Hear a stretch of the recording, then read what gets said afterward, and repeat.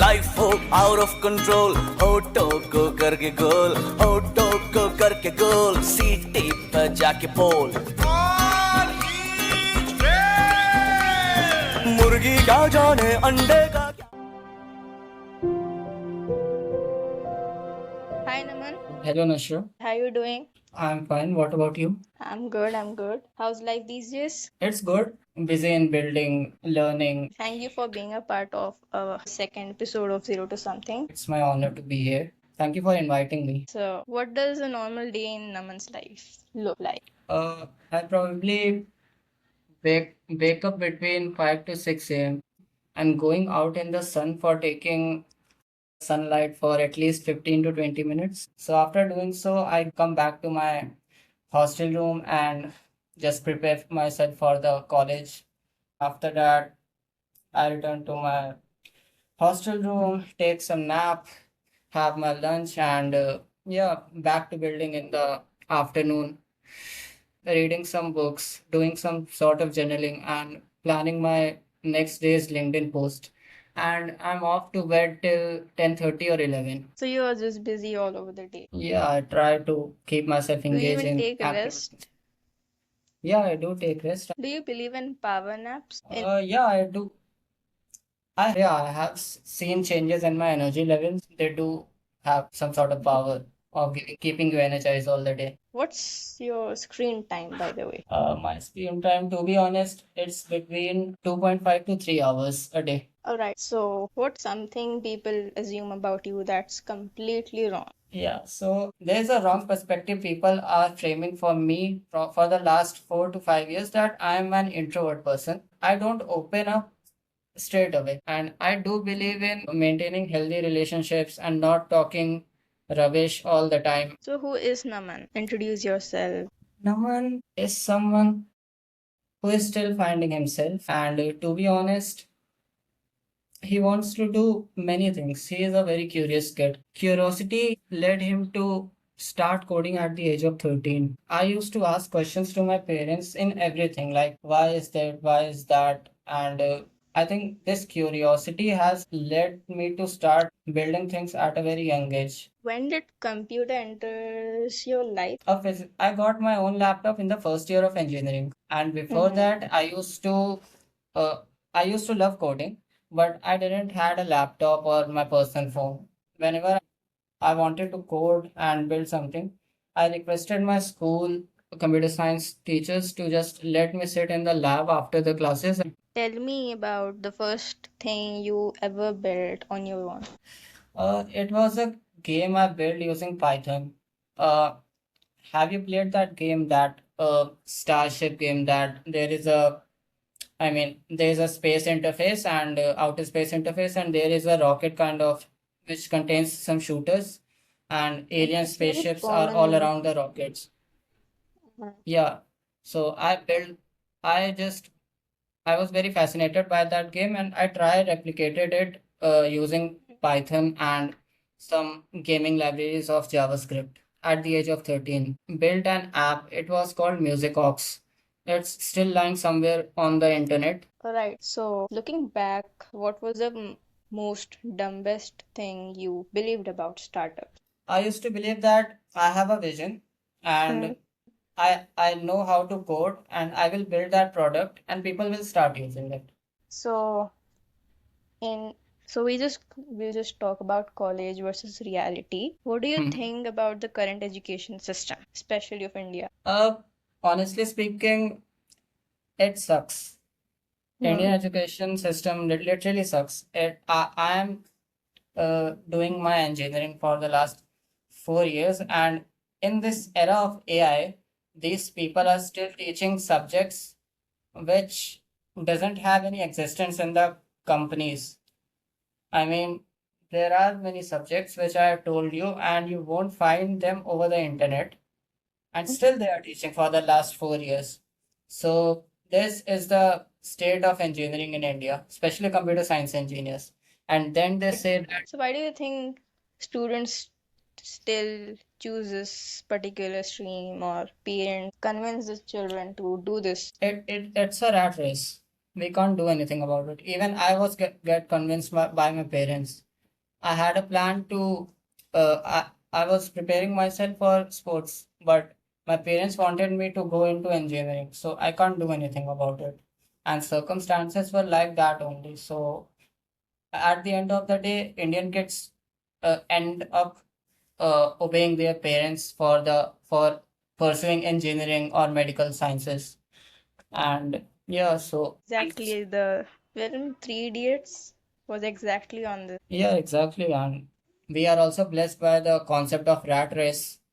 No one Mm, wants to be different from the circle. So so, do you think people waste 4 years of college, I of used their to life think, in college?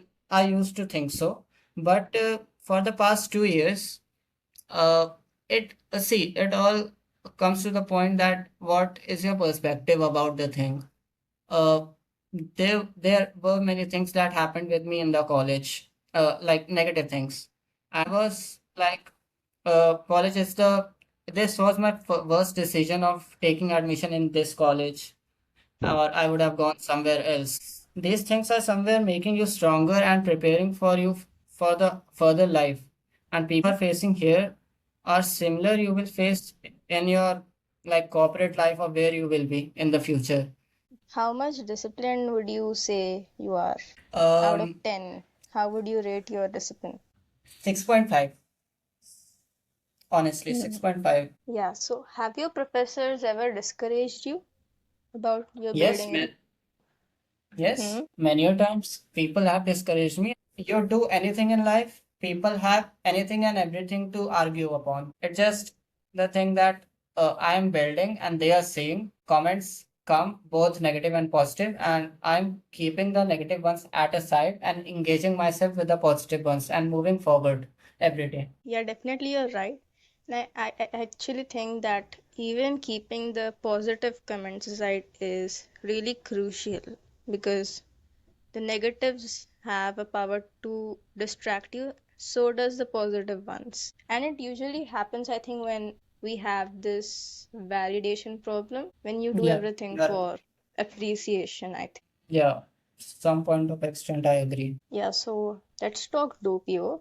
Explain to me, like, I'm your relative judging you on your idea.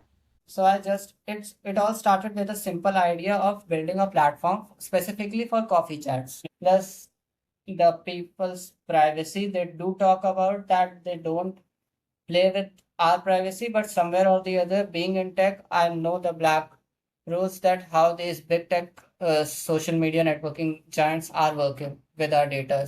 So after researching so many things, I have added many other features with time. And talking about physical outlets, this is one thing that people are most excited about doppio, and it is the thing that is outshining doppio from the crowd. I thought, why not connect people in person in real life through doppio outlets, opening physical outlets in every city for doppio, and through which local people can meet. It will also have rooms for startup meetings, entrepreneurs, founders, young founders, college students who can have startup meetings, a specific place for everything. So yeah, this is doppio for you for now. So, what's the biggest conception about your startup? To whom I have shared this idea of doppio about, they have the very first question that it's just another a coffee startup. Just because of the fact that coffee is the connector between the people. It's not just another coffee startup. Of course, coffee is a connector, but it's more than just a coffee startup. Hmm. So, don't you think is that is ridiculously expensive? It is of course expensive to open physical outlets across India, but that's the thing. So, your biggest unfair advantage while building this? My biggest unfair advantage is that I'm building it at least. And my in this college, and everyone amongst my friend circle, although it's very small, but uh, our batch is somewhere around 2,500 students, and I think I am the only one with having a vision of building something. That really is an unfair advantage. Okay, so what is your relationship with failure? My relationship with failure. Yeah, honestly speaking, I used to cry when I literally failed for the first time last in my second year in an exam, and it was a coding exam. I had a misconception in my mind that I have failed, so I can't achieve anything in life. Failure is the end of the world. So gradually from that, I started taking failures as a part of my life. So how do you face distraction in this internet era? I believe in self-control. Like I think this mindset shift has lately helped me getting distracted from the distractions. Okay, so what excites you the most about astronomy? Yeah, I mean, ever since my childhood, I had a telescope with me. So I used to Hmm. see outer space celestial objects with them. So there was a vision in my mind that I will become a rocket scientist. And that movie came, Mission Mangal. I saw that Mm-hmm. movie and somewhere got motivated of becoming a rocket scientist. But eventually with time things were different. There were different circumstances. Has astronomy changed the way you think? Yes, to some extent it has. It has made me more curious with time. Like a space is something like someone who loves physics, astronomy. Space is something which doesn't stops exciting you. There are something or the other that is hidden in those black clouds, and it will make you even even more curious the more you study about it. So I think studying about space, astronomy, it has made me more curious about things. Do you really think we are the only living things in the whole universe? I don't think so. I do think there is some sort of, I won't say aliens, but some sort of energy that do Like exist in some another bacterias, path. even some bacterias. Exactly. Alright, so if you could visit one planet tomorrow, what would it be? Oh, of course, Mars. There is so much on Mars. Hmm. Why not Neptune? Neptune, I think it's the weather. Uh, it's too harsh to live there. I think it's too cold or too dry. Let me Okay, just. let's just keep aside the practical things about the weather and stuff. If you could just go and explore any planet, what would you go first? I would like to visit not a planet but a black hole.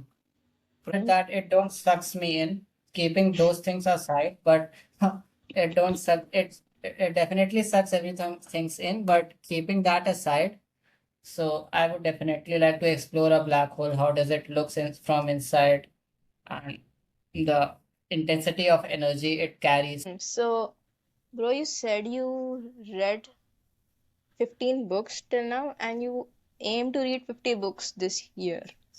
Yeah, yeah. So which book changed you the most? uh which book changed me? There are multiple, like there is one book by Raj Shamani, Build Don't Talk. Exactly, uh that's I'm just reading it currently. It's a very beautiful book which teaches us the things that were not taught to us in school. Cool. So, when it comes to self-help, there are two books. This one book by Raj Shamani and the another Evergreen Atomic Habits by James Clear. That book helped me building discipline. I'm also curious about entrepreneurship. So there is a beautiful book called The Visual MBA. This The whole book, visual. MBA. So uh this is the world's first book which has been not written but illustrated in the form of drawings and cartoons. So when you read this many books, how do you make sure the lessons from the first one don't just fade away when you come to the ninth one? Uh, I have a habit of marking down points, highlighting points, and making notes itself in the book only. This is the way I follow while reading a book. You wrote a book, Generational Valleys. Yeah, I'm still working on it. Hmm. Why did you wrote? Why are you writing it? I think like you will also resonate from it. Like from our childhood, there are many things that we generally argue with our parents. There are many things which parents don't understand about us as teenagers, and there Hmm. are things that we don't understand about our parents. So Hmm. I thought, why not write a book on the conversation of the specifically for Indian culture? I thought that in place of criticizing any both of them, why not build that gap that what we as kids want to say to our parents and what parents want to say to us as our parents. So that book is just a way we Right. So what does success mean to you? success for me is making my parents, my family proud of me. That's success for me. Hmm. All right. So what legacy do you think you want to leave behind you? Uh, there are two things. Try maintaining a disciplined routine. This was the first thing. And second thing, no matter whatever is going in your life, just believe in yourself. All right. Who's your inspiration? Uh, my elder sister, she is Mm. my inspiration. All right. So the most useless app on your phone right now. It's WhatsApp. The last meme you laughed hard at. The last meme, I can't recall any of them. What's something your parents don't know about your journey yet? That I'm seriously building a startup. They do know about doppio. What's something you are grateful for the most? Having the right set of people. All right. So where can people find you? LinkedIn and WhatsApp. That's it. Before we end this, it's time for Pay It Forward, in which every guest receives a challenge from the previous one and then Okay. passes one to the next guest. So Okay. yeah. So what's one thing you would give to the next guest? Okay. So I would like to share your most embarrassing experience. So Okay. the previous guest had one to you. It was reach out to someone who you haven't talked to in a while. Yeah, thanks Naman for joining. Zero to something. Yeah, thank you. It was a great experience. And honestly, it Yeah. was my first podcast, so was a bit nervous No, also. no, you But did great. You did great.